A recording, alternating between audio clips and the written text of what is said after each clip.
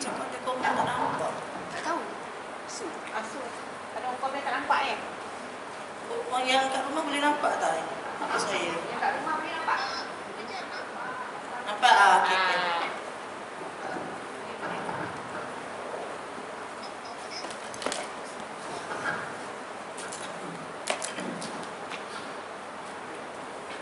Okey. Ada komen nampak ni. Okay, A'udzubillahi minasyaitonirrajim. Bismillahirrahmanirrahim. Alhamdulillahi rabbil alamin. Wassalatu wassalamu ala rasulil amin. Wa ala alihi wa man da'a bi da'watihi wa tamassaka bi sunnatihi wa man jahada fi sabilihi ila yaumiddin.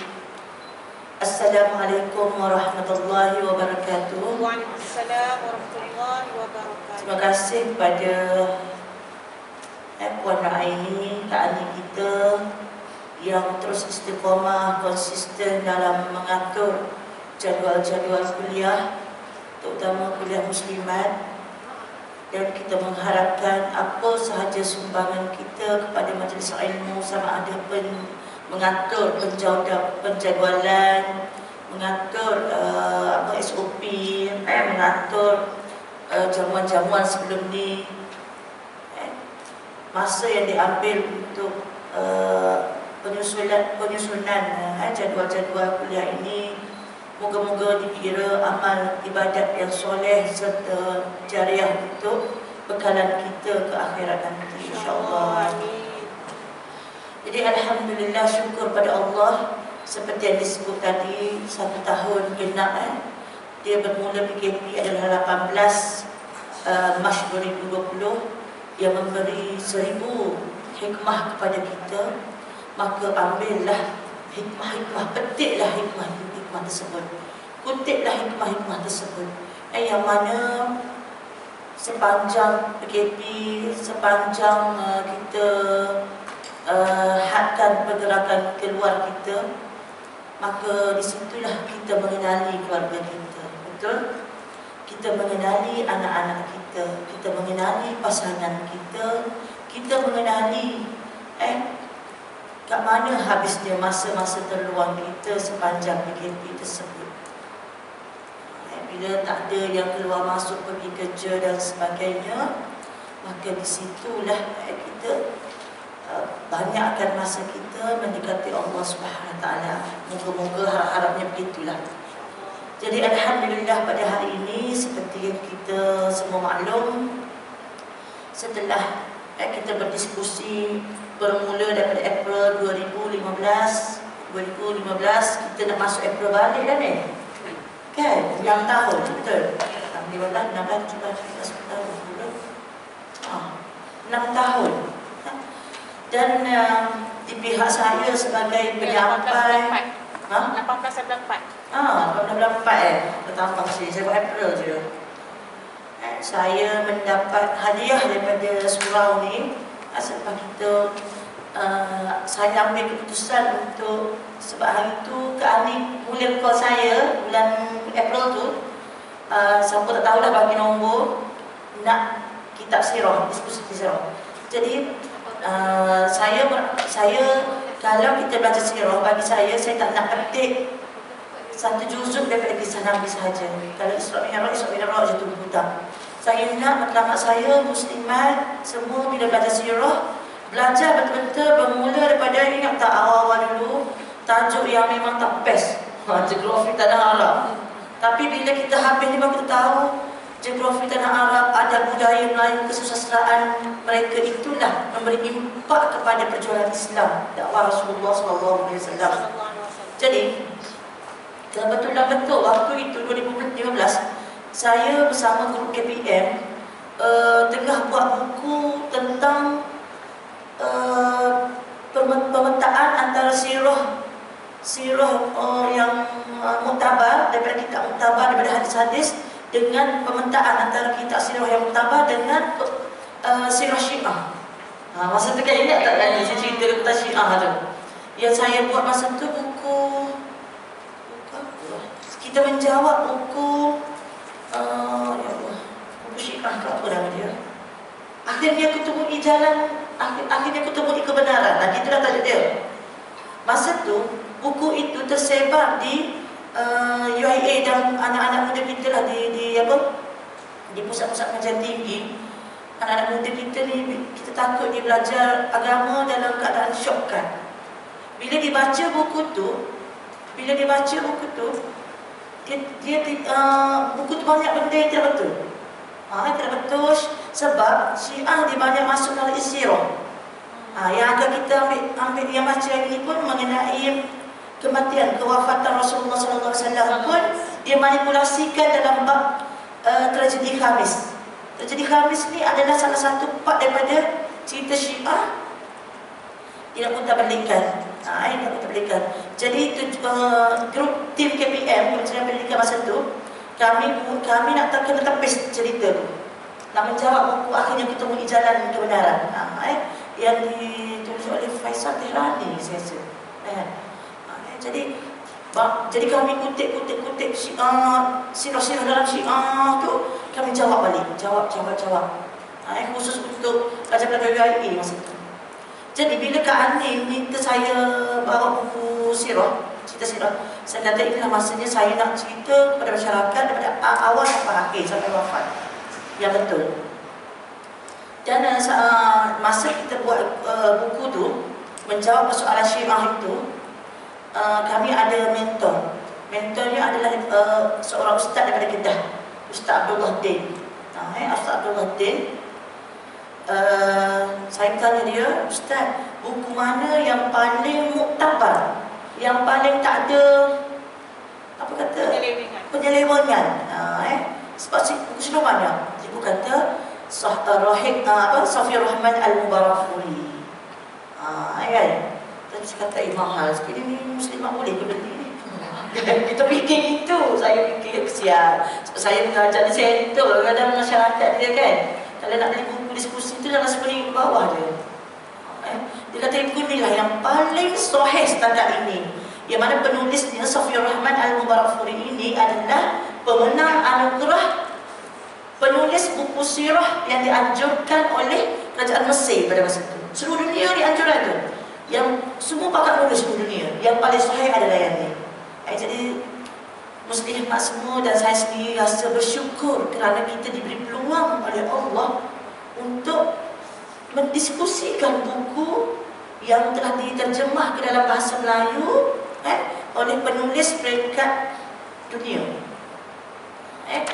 Bukan itu yang kita nak banggakan, tapi kita boleh menyelami, menjejaki, menelusuri perjalanan Rasulullah daripada awal sampai akhir. Okey. Jadi hari ini dia bukan tajuk akhir ni, tajuk akhir kita baca sebelum ni.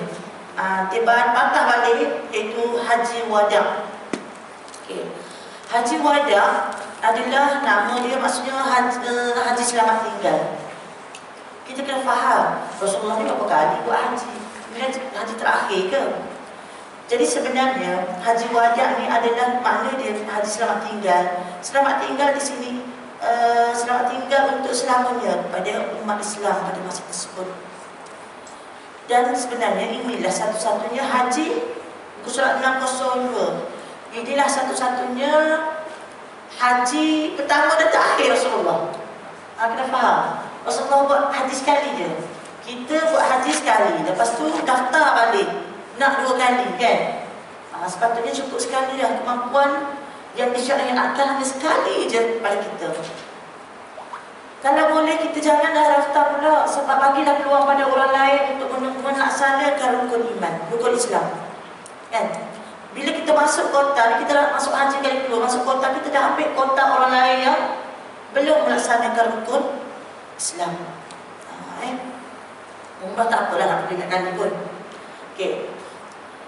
Haji Wada' ni kita akan akhiri pada 24/3, tanda semua ni menjadi catatan untuk kita, sejarah hidup kita, dan mungkin menjadi khazanah apabila kita dah meninggal. Anak kita akan buka balik buku ni kan. Mama dulu baca buku apa, dia diskusi, dia buku ni, dia tengok ada hari bulan, setiap tajuk dari bulan kan.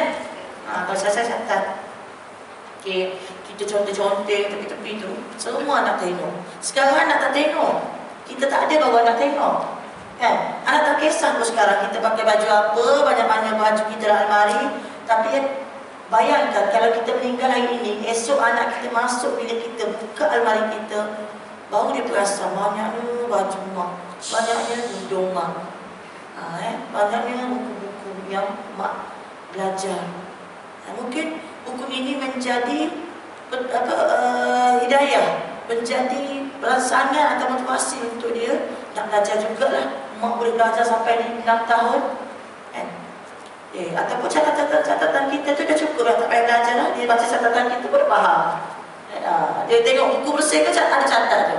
Kalau buku saya, sejak saya zaman universiti lagi, saya memang tepi-tepi tu saya memang catat. Saya memang tak boleh baca kalau buku itu bersih. Saya suka mencatat. Dan sebab saja saya, dia ada kalau kat Universiti Al-Azhar ni, dia kalau keluar, dia kalau biasa minggu depan, buku keluar hari ni. Memang panas betul buku dia. Lecturer tak buat buku tu untuk curriculum dia tu setahun, 2 tahun boleh guna, tak boleh. Tak. Biasa minggu depan, hari ni baru keluar buku. Jadi kami ni baca buku-buku gini lah rupanya. Dulu kan marah juga, kenapa pula Azhar buat sistem macam ni. Kami nak study guna buku apa. Rupanya baru saya faham.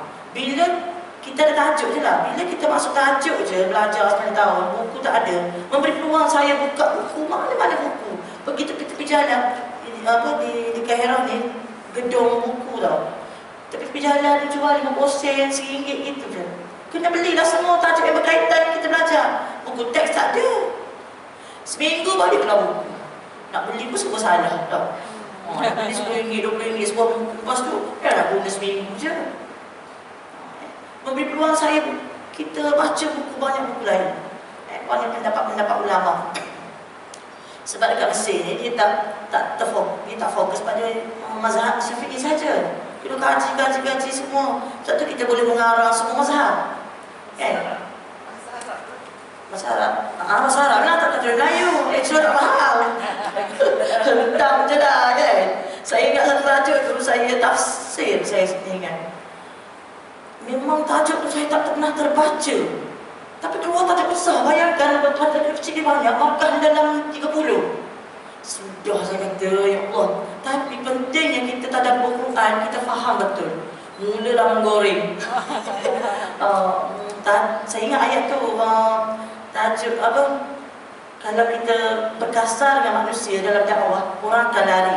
Lintanahum tu, layyinun tu maksud, saya lupa ayat tu. Tapi ceritanya, kalau kita berdakwah dengan lembut, orang akan dekat dengan kita. Saya goreng, saya tengok markah saya 30 kat situ. Dengan saya tak baca langsung. Rupanya kita kena faham, bukan kita kena baca dengan hafal. Kan? Pokok pagarnya kena faham. Okey. Masuk kepada Haji Wadah ni, telah selesai kerja dakwah yang pertama. Yang kedua, penyampaian risalah dah habis, selesai dah. Pengukuhan terhadap uluhiyah, tauhid dah selesai. Yang ketiga, pemusnahan uluhiyah selain daripada Allah pun dah selesai. Maksudnya apa? Dia dah bantras dia punya berhala-berhala jahiliah itu semua, ajaran datuk nenek moyang dekat Mekah dah selesai. 3 perkara dah selesai. Dakwah tu secara sempurna. Dan ingat tak, Rasulullah memutuskan setiap sahabat-sahabat ke negara-negara lain. Kan? Berakhir dengan Mu'az bin Jabal ke Yaman pada tahun ke-10 Hijrah. Dia kata apa ke Mu'az? Wahai Mu'az, mungkin engkau tidak akan bertemu aku lagi selepas tahun ini. Bila dah hantar, tak ada dah balik-balik. Kita kalau hantar kedutaan kan, bertugas di kedutaan mana-mana, setiap tahun balik. Tapi bila seperti saja Mu'az dihantar sebagai duta ke Yaman untuk menyebarkan dakwah di Yaman, dia cakap kat Mu'az, mungkin kita tak akan berjumpa lagi selepas ni. Mungkin kalau kau balik Madinah pun, engkau akan melalui masjid ni dan kuburku sekali. Ini dah rasa kat situ kan. Saat itu Mu'az menangis kerana khawatir akan berpisah dengan Rasulullah SAW. Okey. Allah telah menghendaki agar Rasulullah dapat menyaksikan hasil dakwah baginda. Okey, maksudnya Allah memberi peluang kepada Rasulullah melihat hasil dakwah di satu-satu kan. Dia melihat Islam dah masuk beramai-ramai, berjaya lah, maksudnya berjaya. Tapi kalau kita tengok perjuangan dakwah Rasulullah hanya berapa tahun? 23. Kejap je. Perkhidmatan kita dalam agensi kerajaan swasta tak lama, lebih lama lagi kan, 35 tahun, 30 tahun. Tapi Rasulullah pendek, 23 tahun. Tak banding dengan siapa nak banding paling lama 920 tahun pula. Tapi ada kata Nabi Idris lagi lama. Kan Nabi Idris ni lama. Saya akan selit cerita Nabi Idris di dalam ni. Nabi Idris lama lagi. Kan, sebab dia dibawa around langit tu, kan, dibawa around langit oleh Jibril tu, satu langit, antara satu langit ke langit yang seterusnya adalah 500,000 tahun perjalanan. Maksudnya berapa umur dia tu? Okay. 23 tahun. Tapi kenapa Rasulullah yang paling kita kata diberi kemuliaan dan diberi syafaat, yang kita kata Nabi lain tak ada syafaat kan? Nabi lain tak ada hak untuk memberi syafaat kepada umat dia berbanding Rasulullah. Kalau kita baca kisah-kisah Nabi dalam Quran, lagi hebat dia punya perjuangan. Nabi Musa hebat lagi perjuangan menentang Fir'aun. Nabi Yunus kan, sampai apa, merajuk-rajuk dengan umat dia lari kan, ditelan ikan nun. Kenapa ikan nun? Ada ikan apa, paus kan. Nabi apa lagi? Nabi Sulaiman kan. Jadi setiap Nabi ada dakwah yang tersendiri. Okay. Tapi Nabi Muhammad 23 tahun saja. Tapi kita dah rasa lah sepanjang kita belajar ni, agak-agak kenapa Rasulullah yang diberi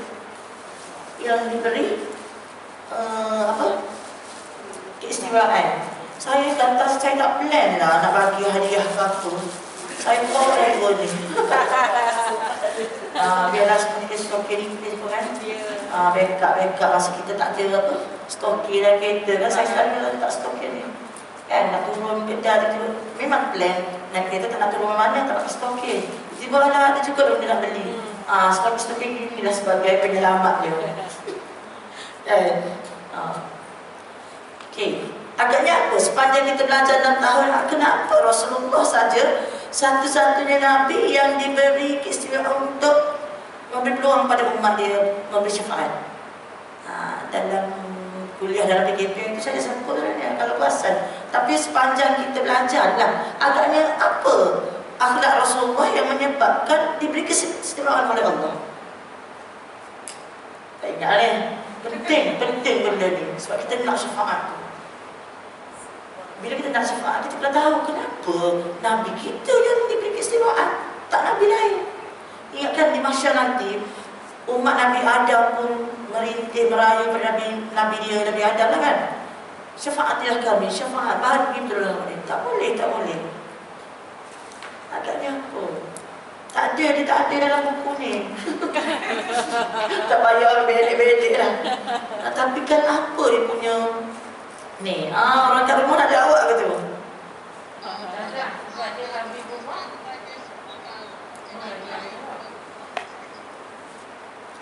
Puan asli ni, Mama Adenan belum tepat.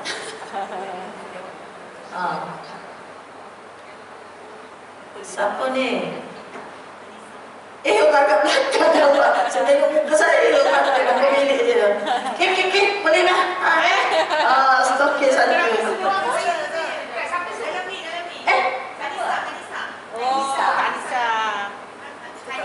Okey, bagi dia. Hanisa tu Kiman. Dia nampak macam tutup. Ada kat sini ke? Tak rumah. Okey, tak apa, nanti sampaikan kat dia. Okey, betul. Rasulullah berlemah lembut. Rasulullah bersifat pemaaf. Rasulullah walaupun dengan musuh, dia dia tak balas dengan keburukan walaupun musuh tu nak bunuh dia. Ingat balik tak pada tahun ke-8 Hijrah, Rasulullah bersama 10,000 rombongan daripada Madinah datang menawar Mekah. Pada masa itu Mekah ditawan dalam keadaan tak ada pertumpahan darah sebab dia dah dapat tawan dengan sebab dia langgar Quraisy langgar perjanjian Hudaybiyah. So memberi peluang kepada kaum muslimin untuk tawan Mekah dalam keadaan harmoni. Dan pada masa itu sepatutnya Rasulullah dah boleh membunuh semua warga Mekah yang dulu nak bunuh dia. Tapi apa kata Rasulullah? Aku memaafkan seluruh penduduk Mekah. So kalau dalam hati kita sekarang ni ada perasaan dendam dengan siapa-siapa, dendam dengan adik-beradik, dendam dengan jiran tetangga, dendam dengan suami, dendam dengan anak-anak, dendam dengan siapa saja, maafkan mereka. Maksud kita beramal apa yang kita belajar pada hari ini. Maafkan mereka. Apa ada pada dendam? Hanya ada sakit hati je, kan? Betul? Maafkan mereka. Okay. Sifat Rasulullah. Okay, habis kat situ. Persiapan dan keberangkatan nak pergi haji ni. Okay, Rasulullah mengumumkan niatnya untuk laksanakan haji mabrur. Inilah satu-satunya haji Rasulullah.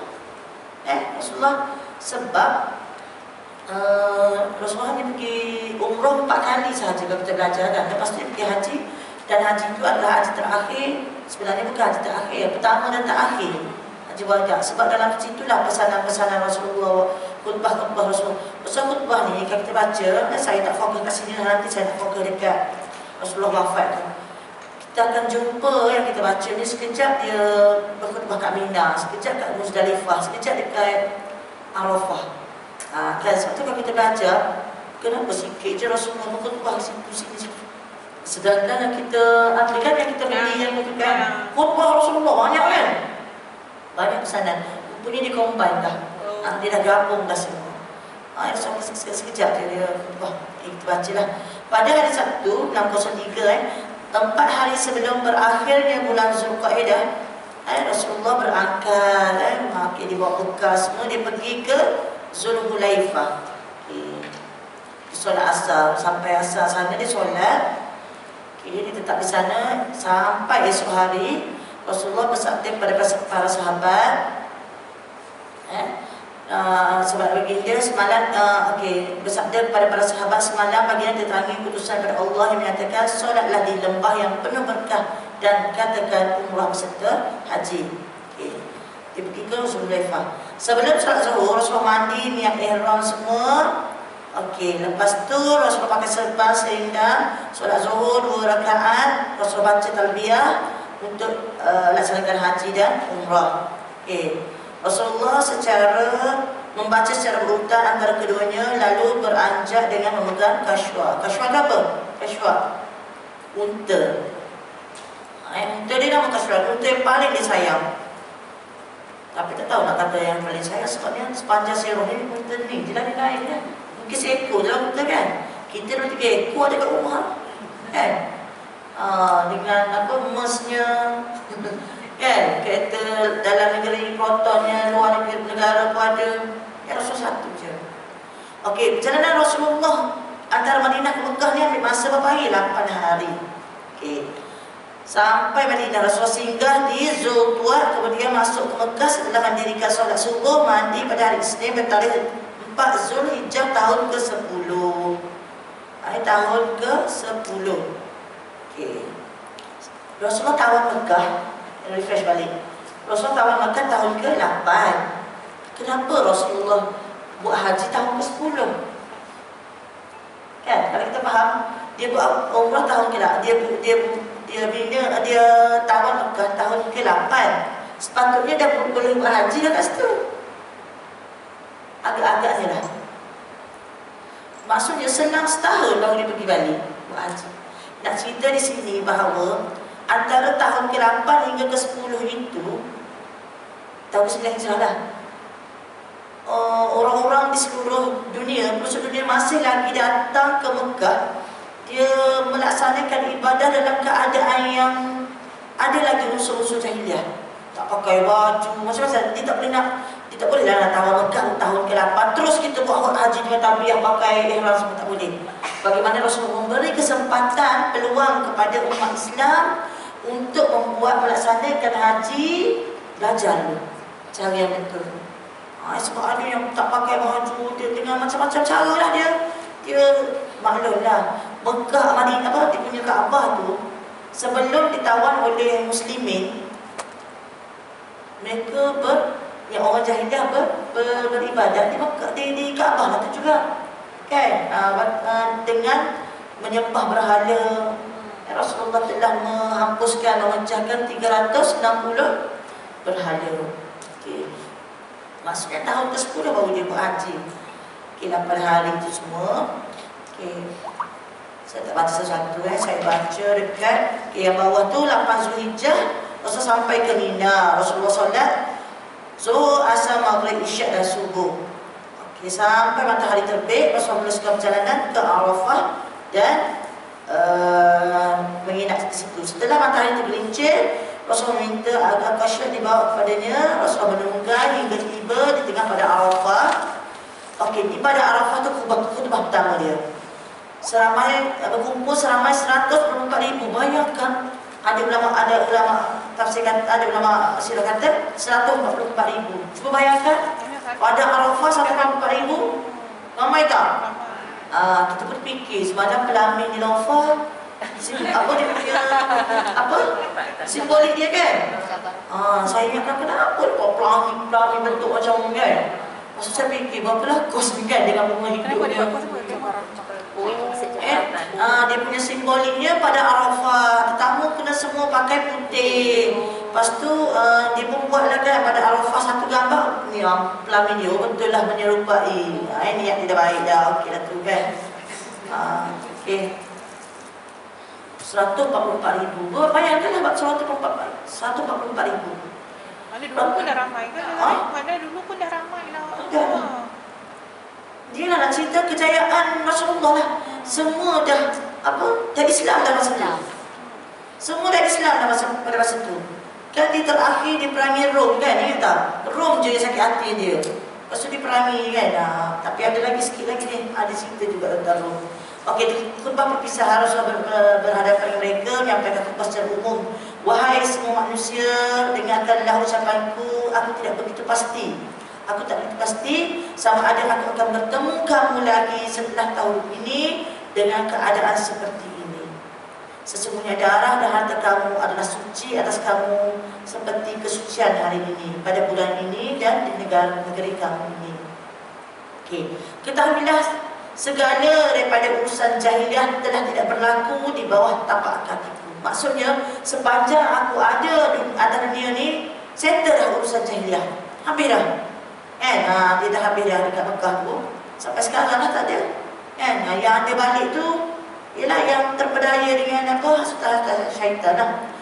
Darah jahiliah tidak berlaku. Darah pertama daripada darah kita yang menghapuskan adalah darah Ibnu Rabi'ah, Ibnu Haris. Riba jahiliah tidak berlaku lagi selepas aku takluk Mekah. Riba pertama yang aku hapuskan adalah riba Abbas Ibn Abdul Talib. Lepas tu tak ada dah berlaku. Maksudnya selesai dah urusan tauhid Rasulullah kepada masyarakat pada masa itu. Okey, yang kedua, yang tadi hak asasi manusia lah tu, kesucian darah. Ini kesucian darah.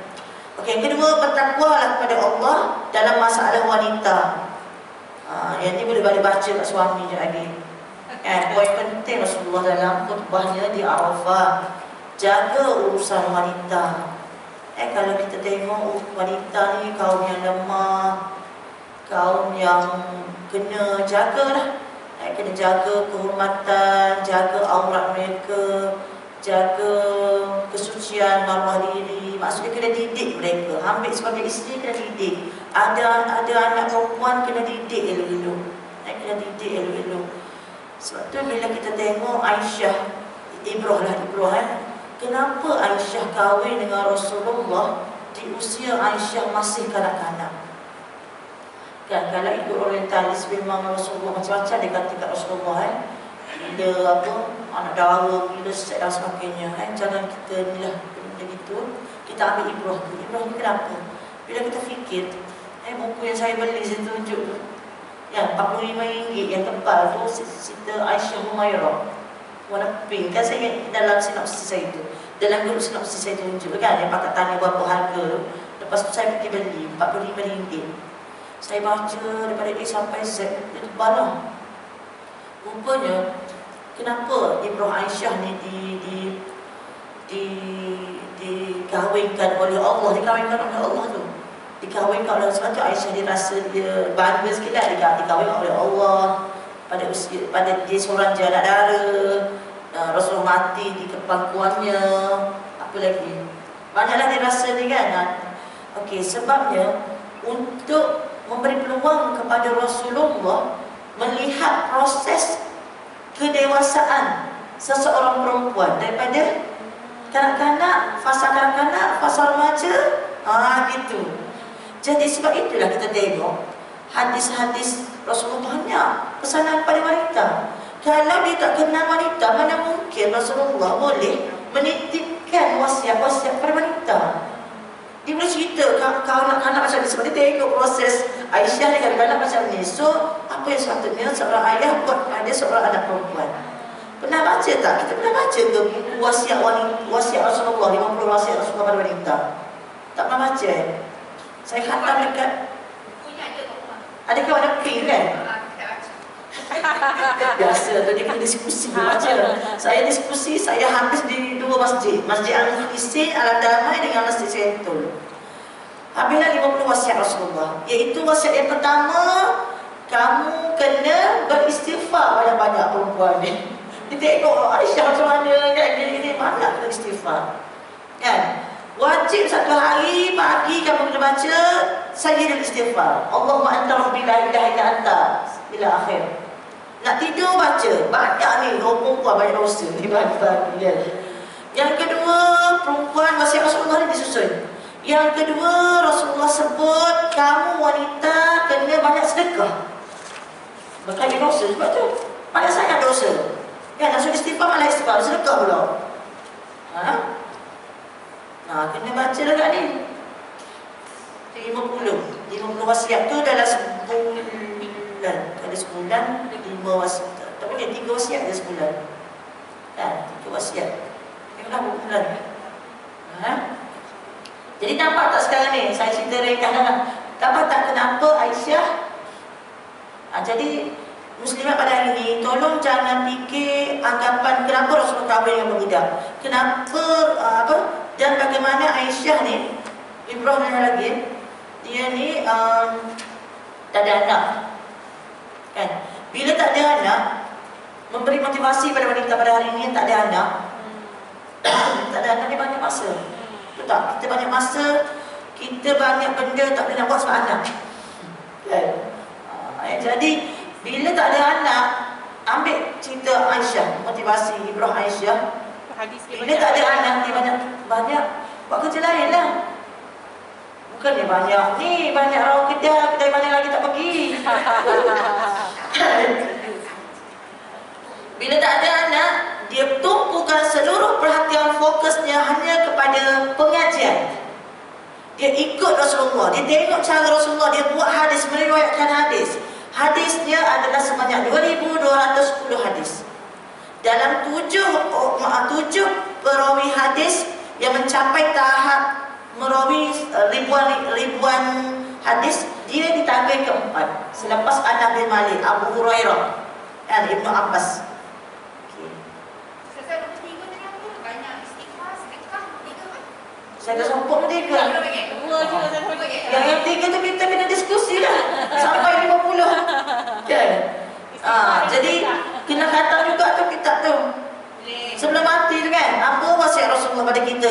Sebab dia kumpul yang perempuan dia kumpul pesanan Rasulullah pada yang orang perempuan. Yang utama dia cerita banyak dia tentang perempuan, tapi dia kumpul keutamaan kamu jaga yang tu lah.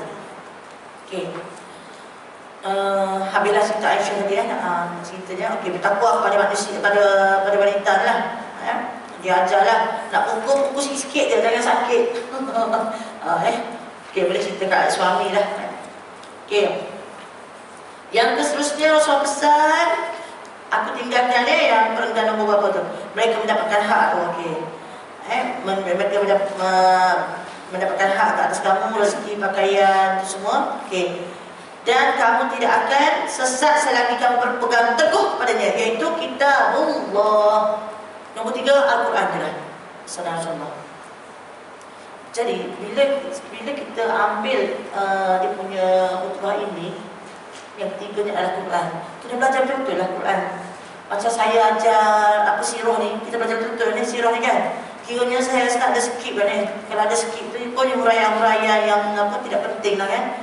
Bukan tidak penting, maksudnya saya rasa saya ni sayang nak skip. Sebab tu jadi lama ni 6 tahun ni. Saya rasa kalau ustaz-ustaz mengajar ni sejak skip kan, saya rasa setahun dah habis ni. Tapi sayang, begitulah juga kita belajar Quran, jangan skip. Jangan ada dalam riwayat hidup kita, oh aku tak pernah jumpa lah surah Muhammad ni, apa benda ni dah ada dalam surah. Jangan. Kalau muslimat tekad untuk belajar sirah, untuk belajar Quran, belajarlah tafsir satu-satu. Okey, tak faham juga tafsir by surah. Okey, tak faham juga macam mana nak relatekan dalam hidup kita. Belajarlah tafsir ikut yang saya ajar. Macam mana? By kisah. Sebab by kisah kita boleh ambil kisah seseorang individu atau nabi atau wanita. Kita pun cantum semua surah kan, ayat-ayat. Lepas tu kita relatekan dengan kehidupan kita. Saya rasa itu lebih senang, betul tak? Untuk apa? Untuk kita faham Al-Quran.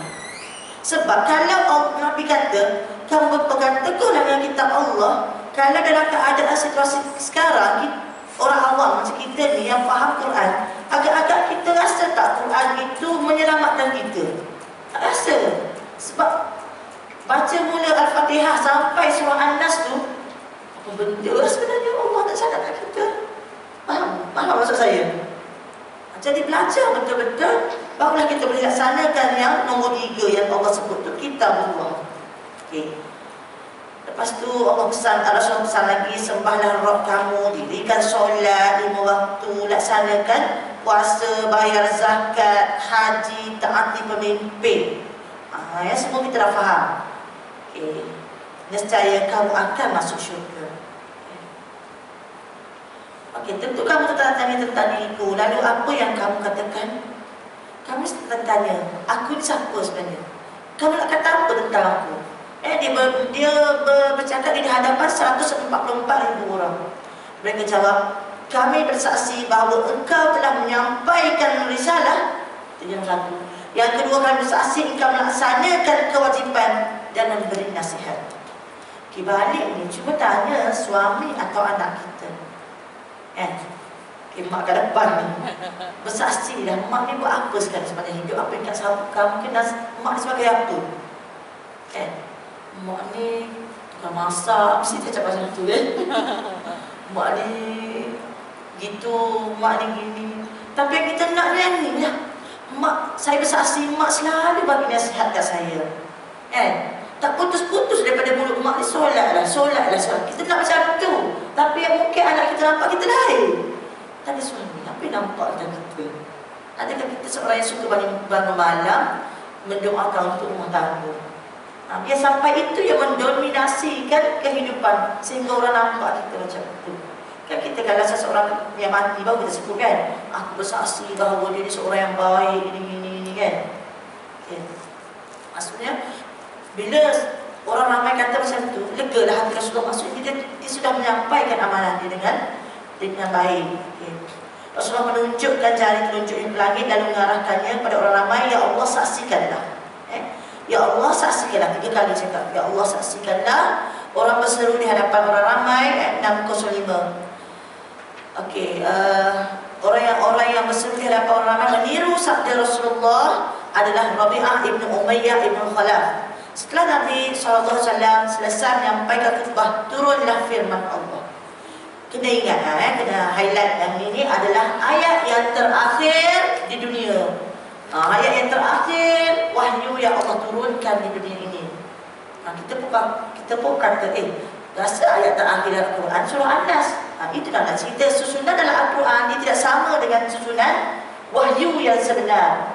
Bila kita baca sirah, tahulah kita bahawa ayat surah Al-Ma'idah ayat 3 ini adalah merupakan ayat terakhir yang Allah turunkan kepada kita, iaitu Bismillahirrahmanirrahim.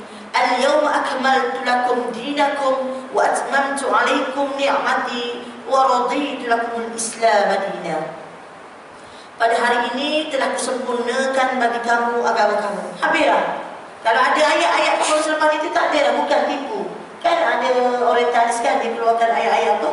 Surah Al-Wasaya, surah apa lagi banyak surah Al-Iman. Kita pun nak bahasa Arab, surah rupanya itu adalah surah-surah yang diada-adakan.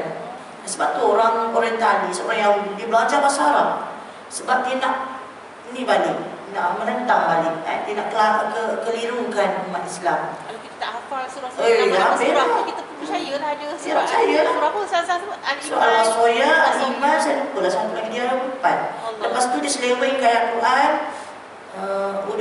Bukan ya ayyuhal kafirun udkhulu fis-silm, macam mana? Beginilah maksud dia. Wahai orang, ialah surat mereka kan kita pernah baca. Wahai orang-orang yang kafir, masuklah kamu ke dalam syurga. Kita pun baca kan. Ya ayyuhal kafirun udkhulul fil jannah. Kan baca sedaknya dia tak renung. Rupanya itu adalah ayat-ayat yang ditambah.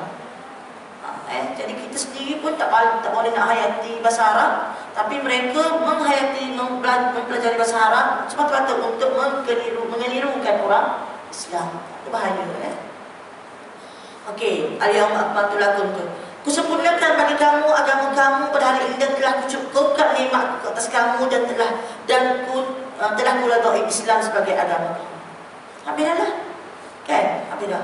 Umar Khattab yang mendengar tidak dapat menahan air mata. Ada yang bertanya, kenapa kau menangis wahai Umar? Dia menjawab, sesungguhnya setelah kesempurnaan itu hanya ada kekurangan.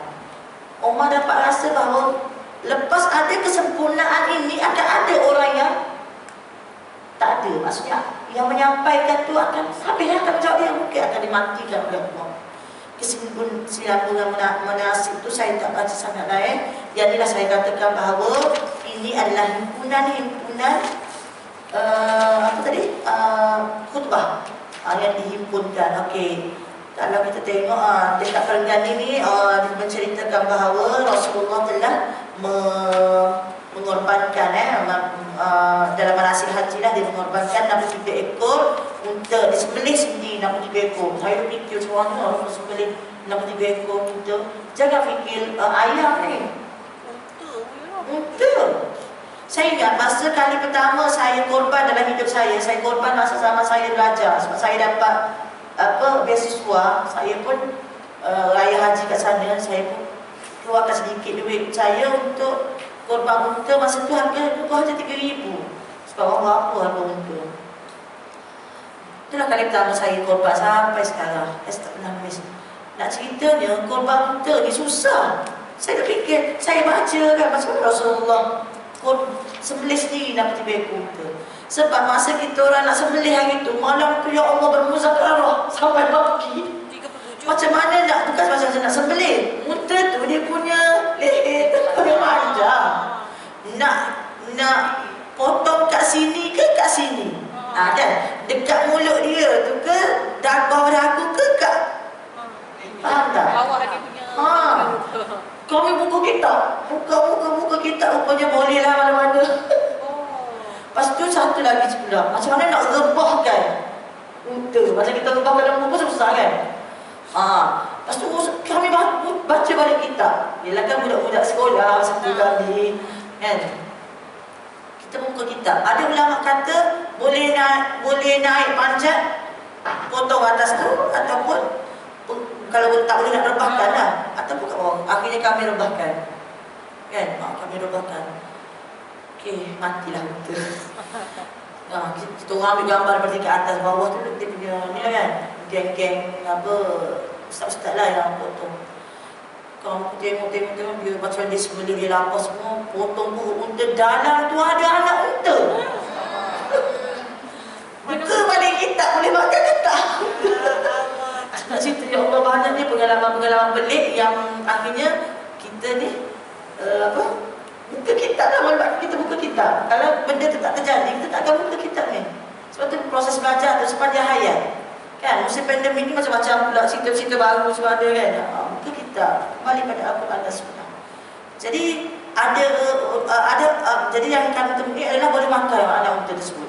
Tidak apa makan. Tak tahu kata unta bunting Dia mati ya, bunting. Dia mati. Banyaklah adik-adik kan banyak cerita tentang bila mati mak sekaligus mati dah anak. Tak ada dah perlu nak sembelih dia. Jadi lucu lah pula kan. Jadi saya fikir macam mana Rasulullah menyembelih 63 tu. Sedangkan kami seekor pun riuh satu kehera. 37. Seekor unta riuh satu kehera nak sembelih. Ini 63 ekor unta Rasulullah sembelih. 63 ke 37 Ustaz? 63 kan? 63. Lepas tu disempurnakan 100 ekor tu disempurnakan oleh Ali bin Abi Talib 37 ekor. Sebutlah 100. Okey, khutbah lain pula 606. 10 Zulhijjah. Waktu duha. Rasulullah pun naik atas bawal ni macam kaldai lah. Okey. Dia khutbah pula kat situ. Okay, nanti bolehlah kumpulkan khutbah-khutbah ni. Khutbah sini, okay, saya tak baca khutbah. Okey, sedikit 607 ni. Cuba kumpulkan khutbah tu apa benda tu? Tentang darah, tentang wanita, tentang solat, tentang jangan ambil hak orang. 10 kan. Ini tempat yang berbeza. Di Mina, di Arafah, di Muzdalifah. Apa lagi yang ni? Benda-benda yang tuntutan untuk ke akhirat lah. Maksudnya jangan ambil hak orang tu, tentang semua. Okey, gabungan antara akhir ni yang saya sebut tadi lah Rum. Okey. Hampir sekadar situ. Lepas tu Rasulullah pun baliklah kan. Rasulullah balik ke Madinah. Beberapa bulan selepas itu baru Rasulullah meninggal. Okey, kita baca yang Rasulullah pulang ke hadrat ilahi. Okay, saya tak baca yang Rom tu sikit je. Yang Rom tu maksudnya yang Rom tu Rasulullah pergi juga. Rasulullah pilih Usamah bin Zaid sebagai pasukan dia punya panglima perang lah. Tapi bila mereka tahu Rasulullah dah mula sakit dan mereka tak bersemangat untuk meneruskan perjalanan. Okey, Rasul pulang ke hadrat ilahi, tanda-tanda perpisahan. Setelah dakwah benar-benar menjadi sempurna dan Islam dapat menguasai keadaan, maka muncullah tanda-tanda perpisahan terhadap kehidupan dan orang ramai masih hidup. Tanda-tanda itu muncul dari dalam perasaan baginda. Kemudian terisyaratkan secara jelas dalam perkataan dan perbuatan. Dalam perkataan pun ada tanda-tanda, perbuatan pun tanda. Okey, pada tahun ke-10 Hijrah, bulan Ramadan, Rasulullah beriktikaf 20 hari. Selalunya Rasulullah beriktikaf 10 hari je, yang macam kita buat sekarang kan. Tapi hari itu Rasulullah beriktikaf 20 hari bulan Ramadan. Okey. Pada masa itu Jibril menguji ketepatan hafazan Al-Quran Rasulullah sebanyak 2 kali.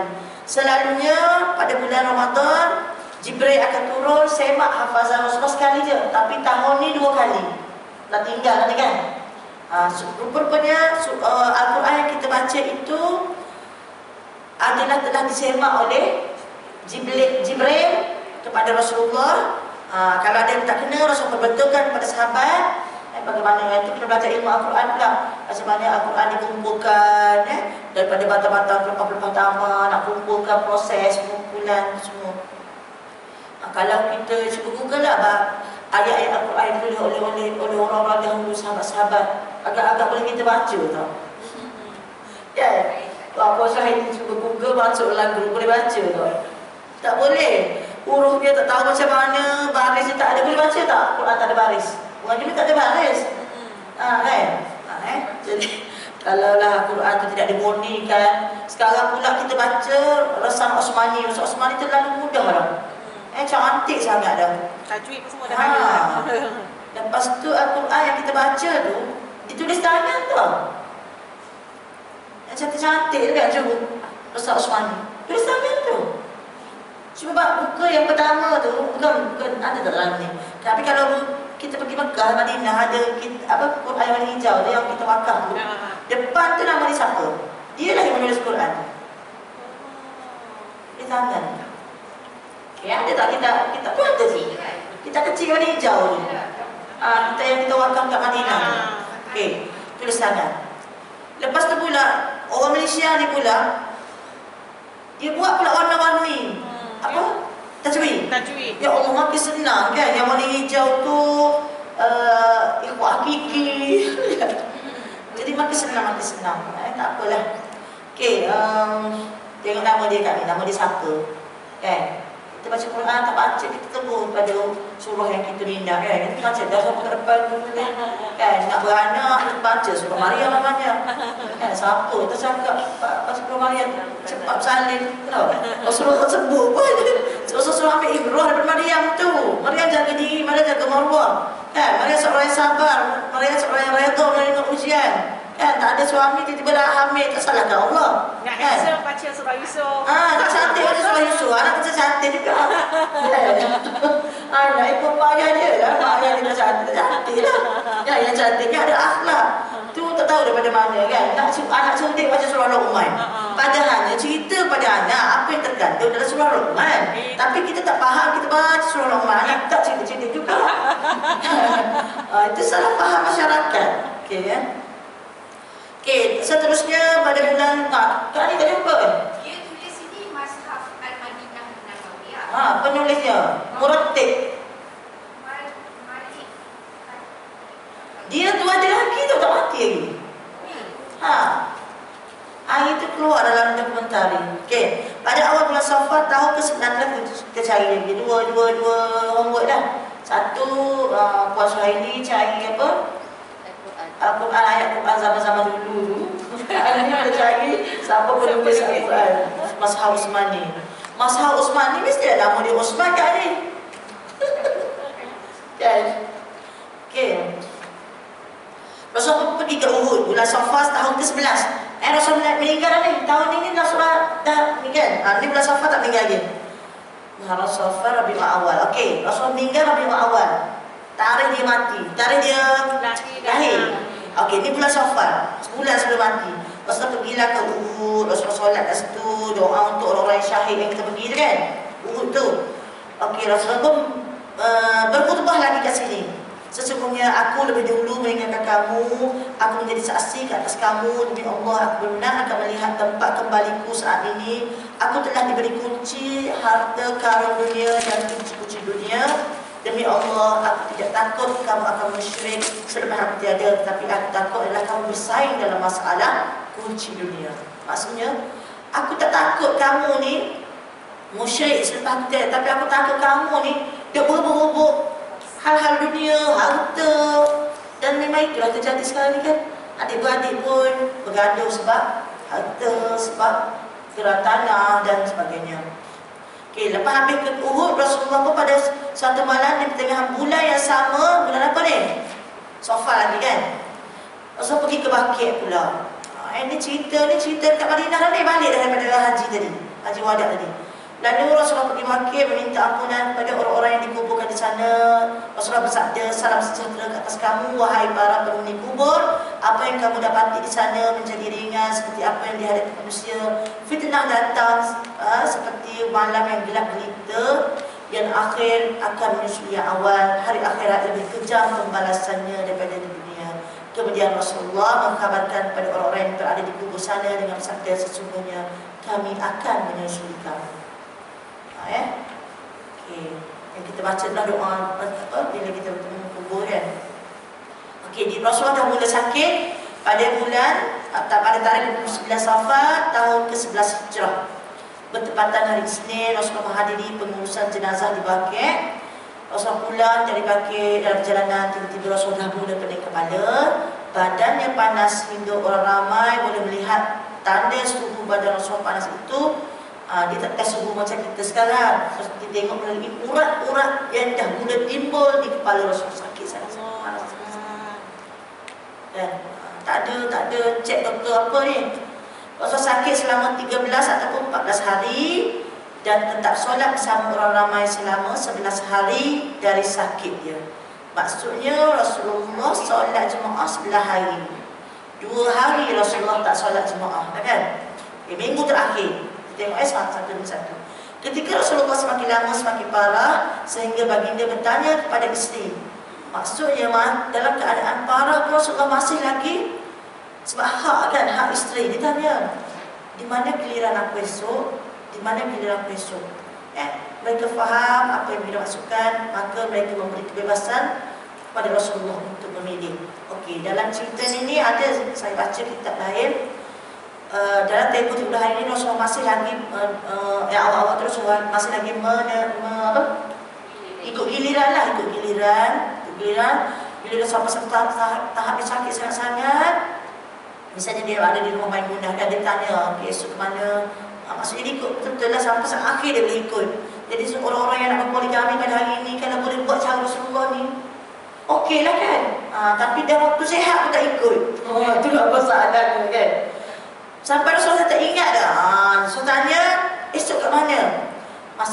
Bila nampak isteri nampak macam Rasulullah dah sakit-sakit sangat, dah tak ingat dah, Rasulullah tanya. Sahabat kata, isteri kata, terserahlah pada kamu ya Rasulullah, kamu nak kat mana? Maksudnya dalam keadaan yang sakit begitu Rasulullah masih lagi boleh beralih itu.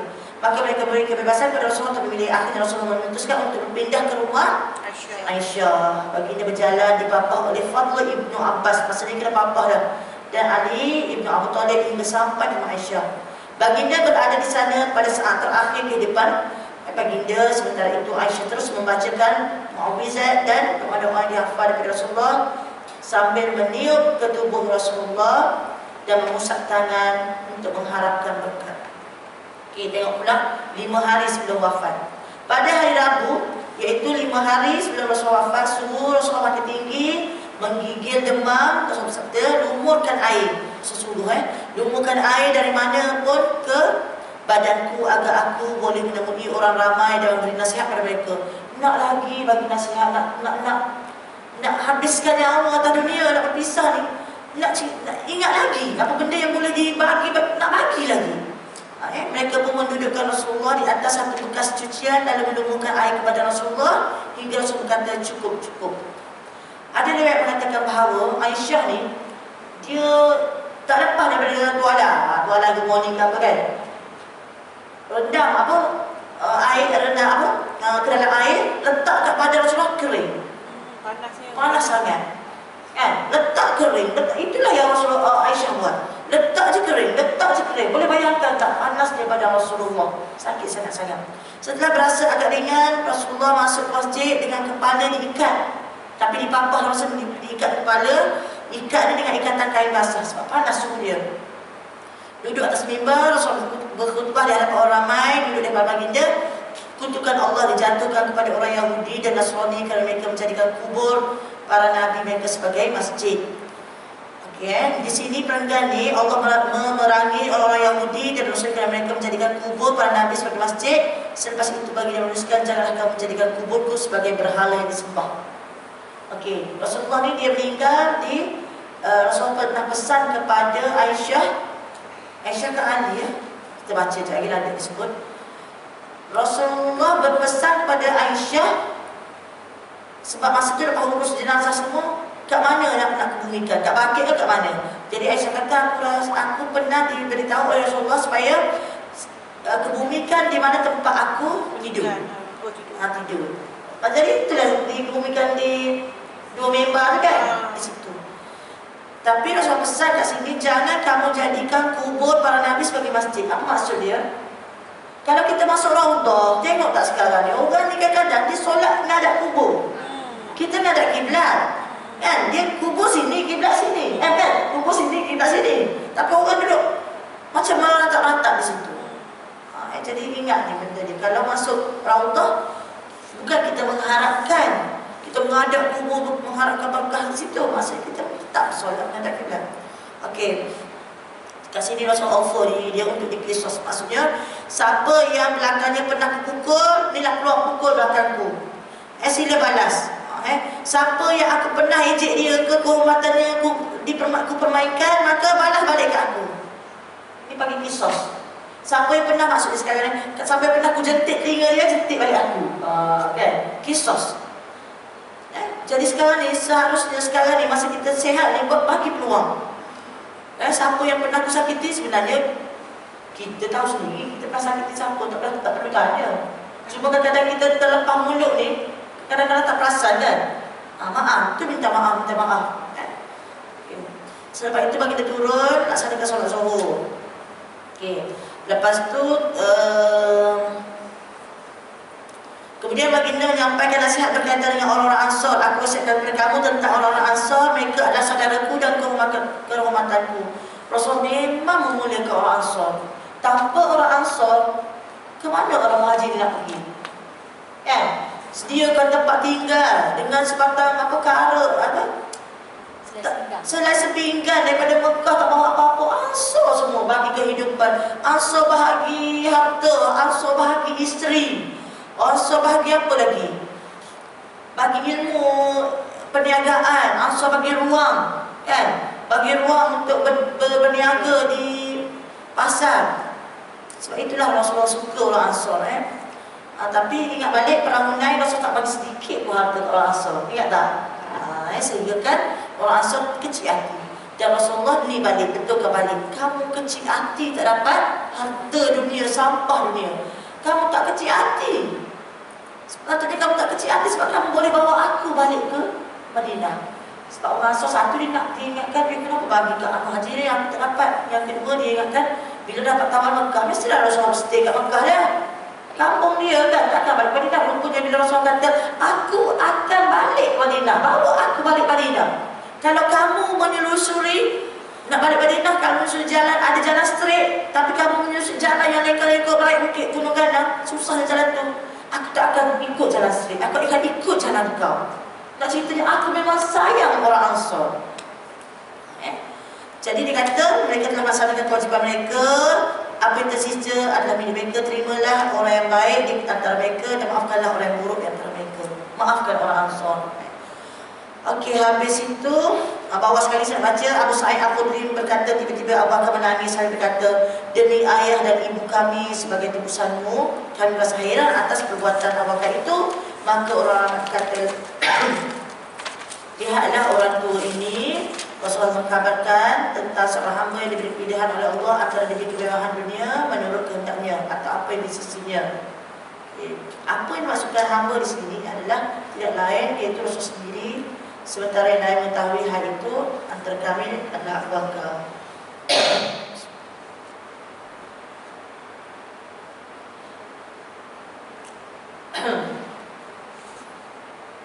Di sini ada wasiat Rasulullah ni. Siapa mengganti dia? Kemudian baginda meneruskan, sesungguhnya orang yang paling banyak memberikan perlindungan padaku dengan pergaulan dan hartanya adalah Abu Bakar. Ingat tak kalau kita baca kisah Abu Bakar, dia ada juga satu buku yang tentang Abu Bakar. Abu Bakar.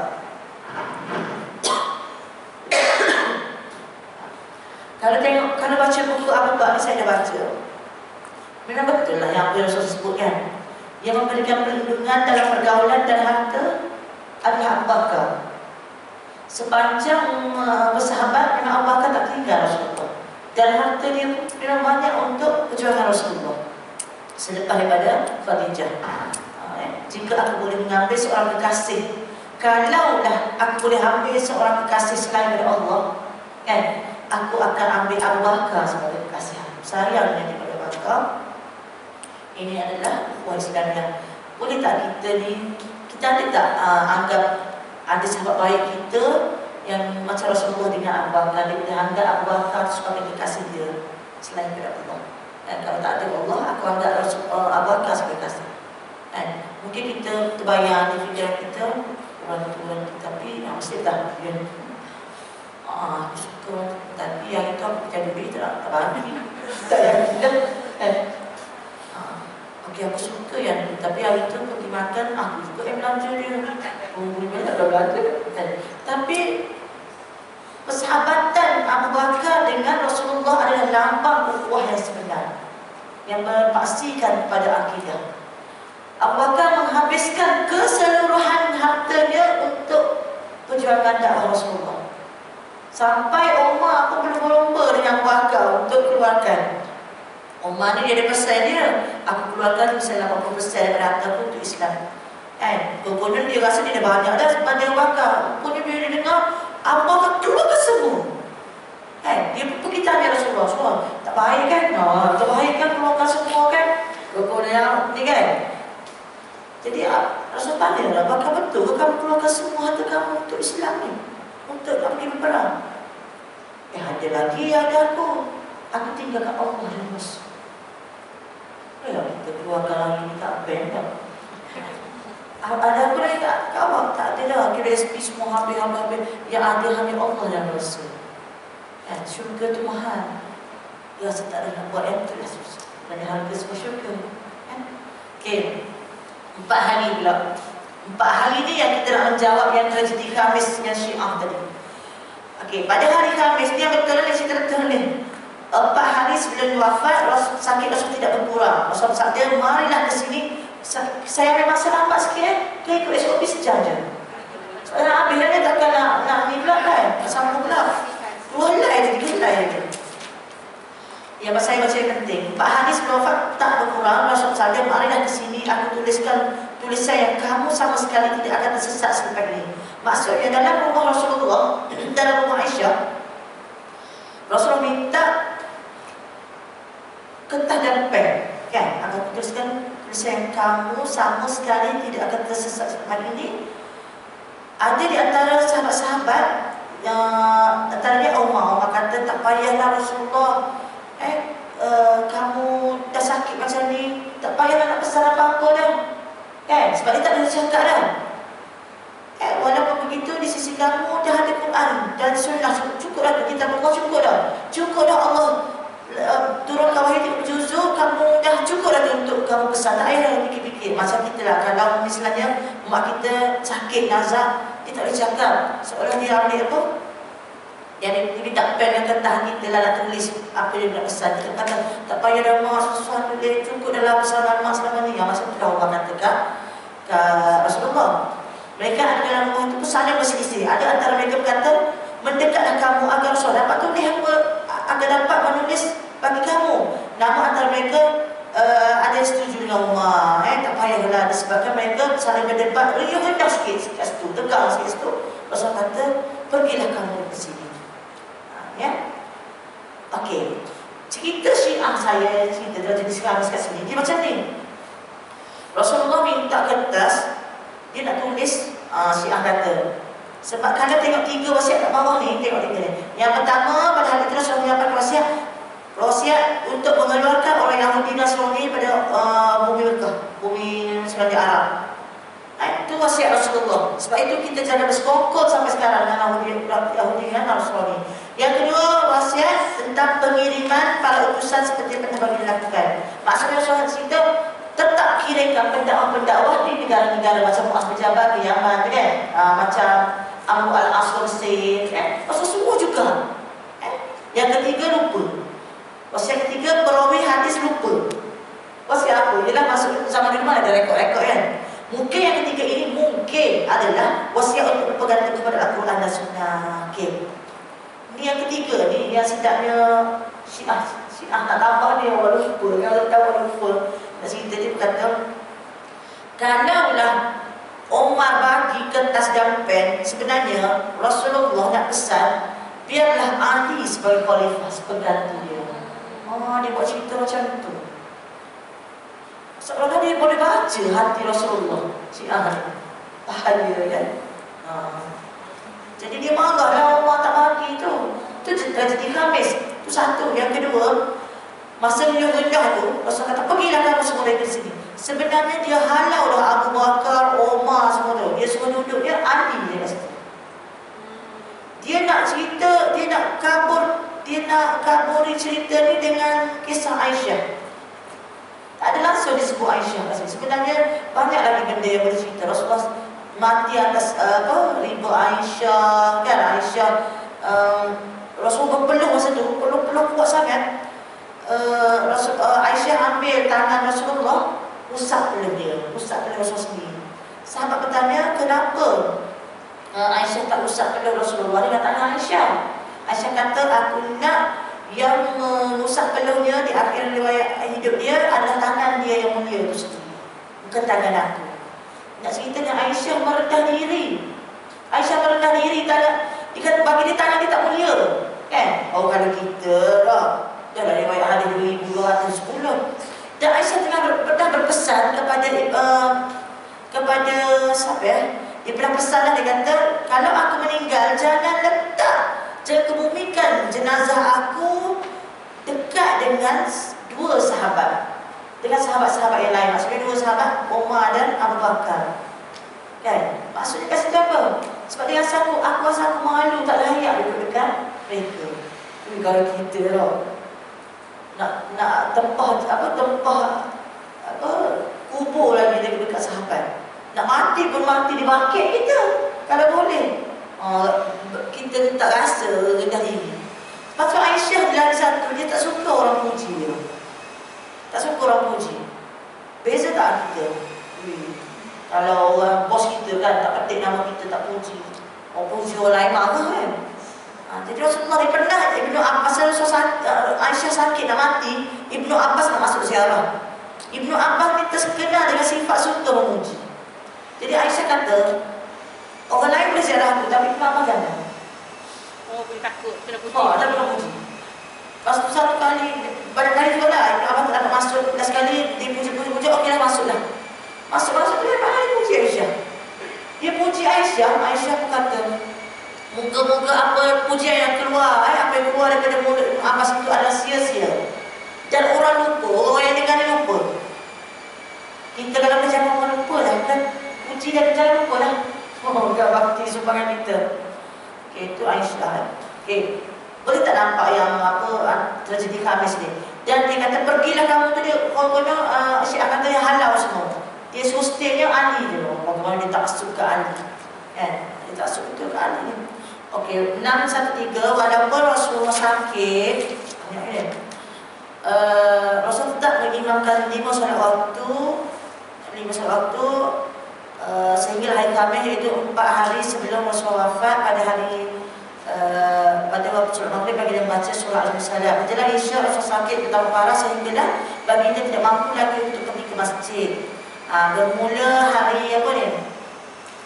Hari Khamis, Jumaat ni, Rasul tak boleh pergi masjid dah. Dia meninggal hari Isnin Hari Isnin Rabiul Awal. Sama hari dia lahir, Isnin Rabiul Awal. Sehingga baginda tidak mampu pergi masjid. Aisyah berkata, Nabi Muhammad bertanya, adakah orang ramai telah solat? Kita tanya lagi, orang ramai solat ke? Kita kat tepi tu kan, Masjid Nabawi tu lah. Kami menjawab, belum. Wahai Rasulullah, mereka sedang menunggumu. Rasulullah kata, letakkan air di bekas tempat sucian bagiku, maka kami laksanakan perintah baginda. Setelah mandi, baginda bangkit, namun tidak mampu, dia akhirnya pingsan. Rasul nak juga mengimamkan mereka. Setelah sedar Rasul tanya, adakah orang telah solat? Baru-baru tanya, solat dah ke? Ketika hendak bangkit sekali lagi, baginda pingsan untuk kali keduanya. Pingsan lagi.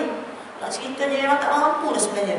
Sehingga berulang kali ketiga Rasul tetap tidak larat. Akhirnya Rasulullah menghantar utusan menemui Abu Bakar, maka dia mengimamkan orang ramai. Sejak hari itu Abu Bakar adalah menjadi imam kepada jemaah kat situ, iaitu sebanyak 17 solat ketika Rasulullah masih hidup. Rasulullah masih hidup dalam tempoh sebelum mati itu 17 kali solat yang diimamkan oleh Abu Bakar. Itulah memberi tanda bahawa selepas kewafatan Rasulullah, khalifah yang diredai, yang dicadangkan oleh Rasulullah adalah Abu Bakar. Dan berbincangkan kepada inilah Rasulullah, Abu Bakar yang diimamkan dia. 3 atau 4 kali Rasulullah menyarankan Nabi agar tidak hanya memilih Abu Bakar sebagai imam. Aisyah kata tukar-tukar lah kan, supaya orang ramai tidak merasa bosan. Baginda menolak dan bersabda, kamu sama seperti saudara-saudara Yusuf.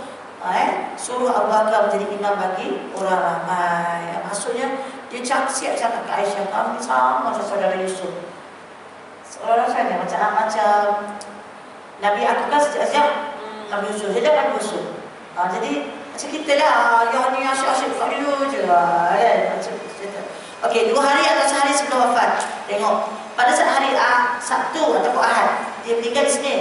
Nabi Muhammad merasakan badannya agak ringan, maka dengan dipapah 2 orang lelaki, baginda keluar daripada rumah mendirikan solat zuhur. Sementara pada waktu sama, Abu Bakar sedang mengimamkan orang ramai. Ketika melihat kedatangan baginda, masa tu Abu Bakar dah ready lah kan, dah jadi imam dah. Tengok je datang Rasulullah dipapah oleh lelaki, Abu Bakar pun undur ke belakang nak bagi ruang pada Rasulullah jadi imam. Namun Rasulullah bagi isyarat pada Abu Bakar supaya tidak mundur. Rasulullah bersabda, dudukkan aku di sisi Abu Bakar. Maka dua orang tadi mendudukkan baginda di tepi Abu Bakar. Abu Bakar mengikuti solat baginda dan mengeraskan bacaan takbir agar didengar oleh orang ramai. Macam Rasulullah kata, Allah, Bapak ingin tak bermaya kan suara? Supaya orang ramai dah akan dengar. Abu Bakar pun Allahu Akbar kan, macam kat Madinah Mekah tu kan. Okey, tengok sehari sebelum wafat. Sebelum wafat pada hari Ahad, Rasulullah pada hari Ahad sebelum wafat tu, Nabi memerdekakan para pembantu lelaki, menyedekahkan 7 dinar harta yang masih tersisa. Dia ada tersisa 7 dinar harta, tapi sebelum mati bagi semua. Kita ni kalau boleh sebelum mati tu banyaklah harta kan, sebab nak tinggal ke anak-anak kan. Ni Rasulullah sisa yang ada yang dia tu disedekahkan. Dia bagi senjata milik dia pada orang ramai. Yang ada ni, yang ada lagi dia bagi. Pada mana sebelum itu Aisyah meminta sedikit minyak lampu daripada pembantu perempuannya. Baju besi bagi dia digadaikan kepada seorang Yahudi dengan harga 30 syak gandum. Nak ceritanya nak guna apa?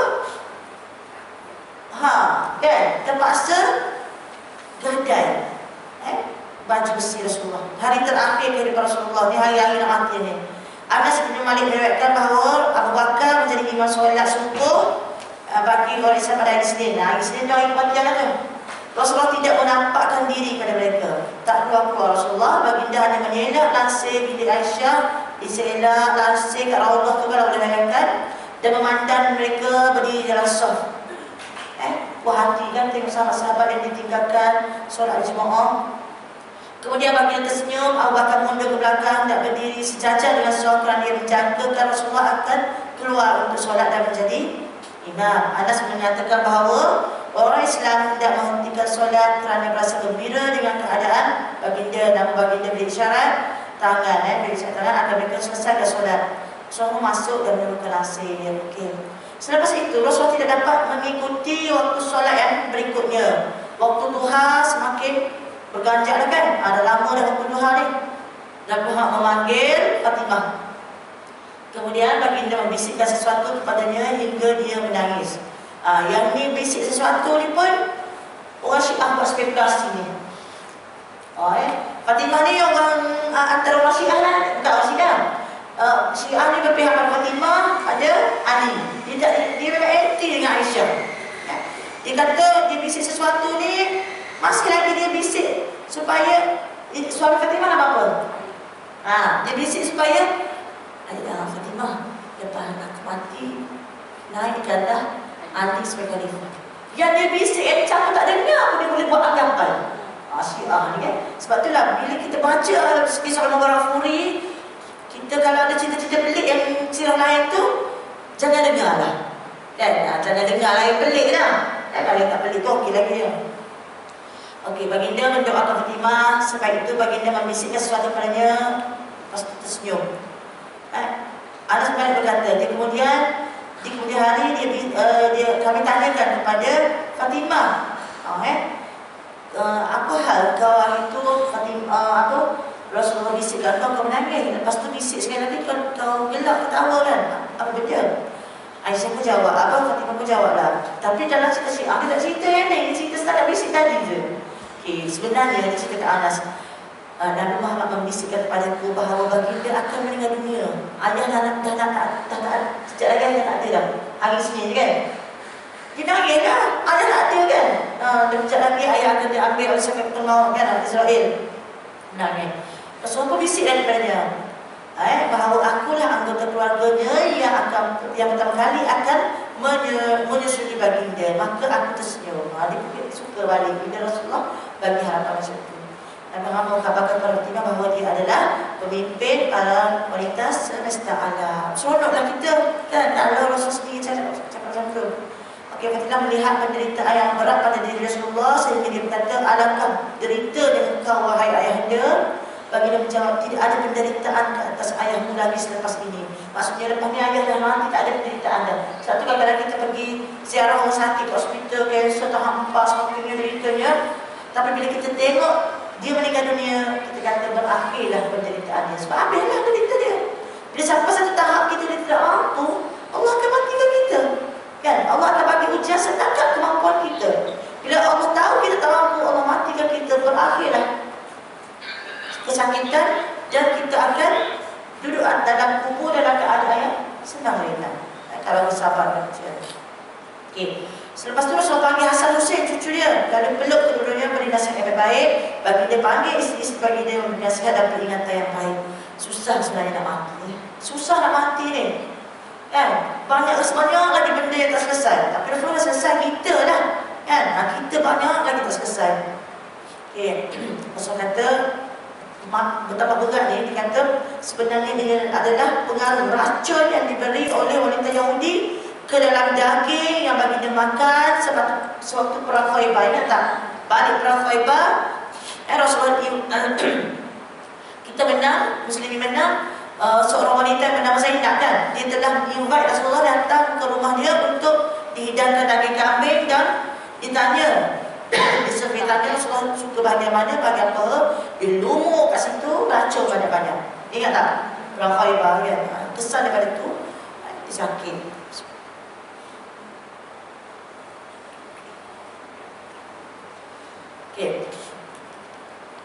Okey, jadi dia kata racun tu aku merasakan bahawa terputus nadiku kerana racun tersebut. Banyak racun. Jadi Rasulullah memberi nasihat kepada orang ramai, solat. Jagalah hamba yang kamu miliki. Hamba tak ada sekarang, jagalah orang yang bawah kita. Maksudnya Rasulullah sebut jaga solat. Kalau sayang Rasulullah, sebenarnya bisa jaga solat tu bukan sayang Rasulullah, sayang kita sendiri. Rasulullah suruh kita sayang diri kita sendiri melalui jaga solat. Kalau kamu nak, ada satu hadis menyebut, kalau kamu nak memberi jaminan kepada kamu, kalau kamu nak aku bagi jaminan kepada kamu masuk syurga, perbanyakkan sujud. Ada satu hadis kan, banyakkan sujud sikit maksudnya solat lah. Okay. Jadi Rasulullah titik terakhir, tibalah titik terakhir, lahir baginda Rasulullah. Aisyah menarik tubuh Rasulullah ke bangkuannya, letak kepala daripada dia. Dia berkata, sesungguhnya antara nikmat Allah yang dilimpahkan padaku adalah apabila Rasul meninggal di rumahku pada hari giliranku dalam rengkuhan dadaku, rangkulan dia tu, serta Allah menyatukan antara ludahku dengan ludah Muhammad ketiga. Itu dia rasa nikmat yang paling besar dalam hidup dia ni lah. Rasul mati di kepangkuannya. Aisyah juga berkata ketika itu Abdurrahman Ibn Abu Bakar masuk ke dalam bagi dia memegang siwak. Jadi Rasul bersiwak kan, Rasul bersiwak. Lepas tu apa saya nak cerita kat sini, Rasulullah gosok rupanya gosokkan siwak tadi kan. Sebab siwak Rasulullah mengangkat tangan dan jari-jari mengarahkan pandangan ke langit rumah. Sementara kedua-dua bibir Rasulullah bergerak-gerak. Aisyah masih sempat mendengar sabda Rasulullah pada masa itu, bersama orang-orang yang engkau beri nikmat ke atas mereka daripada para nabi, siddiqin, syuhada dan solehin. Ya Allah, ampunlah dosaku, rahmatilah aku, pertemukan aku dengan kekasih Allah yang maha tinggi, kekasih yang maha tinggi. Yang ada hadis menyebut Rafiqul A'la kan, Rafiqul A'la 3 kali disebut kekasihku, bertemulah aku dengan kekasihku yang paling tinggi. Kalimah terakhir diucap 3 kali, disusul dengan tangan yang lemah, inna lillahi wa inna ilaihi raji'un. Rasulullah kembali ke pada kasih yang tinggi. Waktu duha hari Isnin 12 awal tahun ke-11 Hijrah. Ingat Isnin Rabiul Awal, 12 Rabiul Awal ke-11 Hijrah, pada usia 63 tahun lebih 4 hari. Okey, saya sebut di sini saat detik Rasulullah meninggal, Rasul bertanya, Mahaza, Rasul didatangi oleh malaikat. Mahaza disebut tanya, Haza sakratul maut, ini adalah sakratul maut. Sakit sangat, Rasul sakit sangat. Ditanya, apa ni? Rasul kata, dijawab oleh malaikat, inilah sakitnya maut, sakratul maut. Dia berfikir apa tu? Ringankanlah, sakit sangat. Jawab malaikat maut, kamu ni dah 70 kali ringan, dah 20 kali lebih ringan berbanding dengan orang lain. Kalau ini 70 kali ringan, bagaimana dengan umatku? Dipikir umat dia. Ada yang ada Syiah menyebut ummati, ustaz-ustaz mengajar ummati kan disebutkan. Tak, itu bukan. Itu adalah propaganda Syiah. Tak wujud kalau Rasul sebut ummati. Sebenarnya perkataan ummati dia nak hilang fokus pada kisah Aisyah. Yang saya sebut tadi. Kan dia mati di ibu Aisyah, tak hilang fokus. Jadi mereka kata ini Rasulullah ada 7 kali ringan dah ni. Sakit. Bagaimana dengan umatku? Umatmu umat manusia biasa Nabi. Ya Rasulullah, ya wahai dikasihi Allah, umatmu manusia biasa. Mereka tetap aku ambil dengan cara biasa. Tapi yang kamu ini 70 kali ringan berbanding orang lain. Maka tahulah Rasulullah bahawa sakratul maut akan menimpa umat dia lebih sakit daripada dia. Faham kan? Dia ingat lagi ke umat dia. Rasulullah menangis Rasul sebut Allahumma khaffif ala ummati. Ini saya baca kitab lain yang memang fokus pada hadis Ini adalah hadis yang saya baca untuk cerita detik kematian dia. Allahumma khaffif ala ummati. Ya Allah, ringankan sakit sakratul maut pada umatku. Wasakkil alayya. Wasakkil alayya sakratul maut. Dia doa sebelum mati, ya Allah, ringankan, khaffif alayya sakratul maut, ala ummati sakratul maut. Ringankan sakratul maut pada umatku dan bebankan sakratul maut itu ke atas diriku. Dan hadis menyebut itulah bahasa cinta yang diterjemahkan oleh akal yang waras. Maksudnya apa? Misalnya kita ada anak sakit, anak tersebut sakit. Kita sebagai ibu nak kata apa? Kita sayang sangat anak kita. Tak apalah kalau kita kata tak apa, asalkan mak tak sakit je kan. Nak kata gitu ke? Tak kan? Kalau kita cinta ke anak kita, kita akan kata, ya Allah, biarlah kesakitan anak dia ini bagi pada ibu. Biar ibu yang rasa sakit, anak dia jangan derita macam ni. Begitulah yang disebut kepada Rasulullah, Allahumma khaffif alayya. Datangkan segala sakit mati itu kepadaku, ringankan kepadaku, kepada umatku dan beratkan kepadaku. Dan hadis menyebut Allah makbulkan doa Rasulullah. Nak cerita sekarang yang umat kita, sahabat kita meninggal tu, sebenarnya yang sakit tu sebenarnya kesakitan tu dah diletak pada Rasulullah. Dah diletak pada Rasulullah. Kita yang sakit sekarang kita rasa sakit